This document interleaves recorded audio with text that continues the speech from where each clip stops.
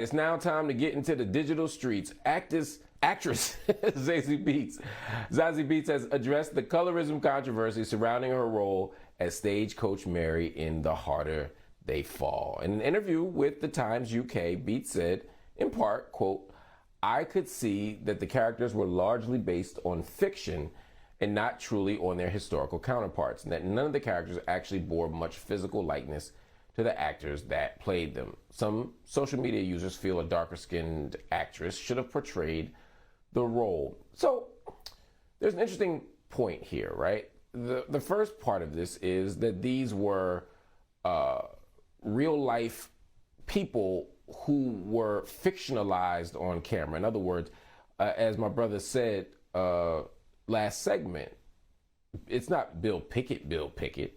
It's Bill Pickett, the great cowboy, but it's a slightly different biography. It's a slightly different narrative. It's a slightly different take. And so there's not a one-to-one connection between the historical figure and the person that gets played on TV. We saw the same thing in shows like Boardwalk Empire. So yeah, we have Meyer Lansky. Yeah, we have Chalky White, but they represent either composites of other people or they represent sort of interesting divergences from who they really were. That said, I still think if the person was dark-skinned, the actor should be dark-skinned. Now, if the person is light-skinned and you want to make them a little darker, I'm okay with that. Malcolm X was actually much lighter than Denzel Washington, but I'm okay with that because we don't have a history of excluding light-skinned people from TV. We don't have a history of excluding white people from TV. And so if we have rarely known historical figures and they are dark-skinned, then let's write dark-skinned people into the historical record. Just like if they have beautiful 4C hair, let's not make it straight and stringy. Just like if they are bigger, if they identify as fat, we shouldn't make them skinny. Let's take this opportunity as marginalized folk to write our people in the historical record as they were. That's a powerful revolutionary act. All right, in his new memoir, actor Will Smith admits that he was jealous over the friendship that his wife, Jada Pinkett Smith, and rapper Tupac Shakur had. Jada and Tupac attended the same Baltimore Performing Arts High School and remained close friends until his death in 1996. Will reflected on their bond, saying, "I hated that I wasn't what he was in the world, and I suffered a raging jealousy. I wanted Jada to look at me like that." Wow. I'm going to tell you something. The fact that Will was able to be honest about that, to be critically reflective and self-critical about that, and then to share that with the world is powerful. Brothers, all y'all jealous of somebody. All of y'all uncomfortable about somebody.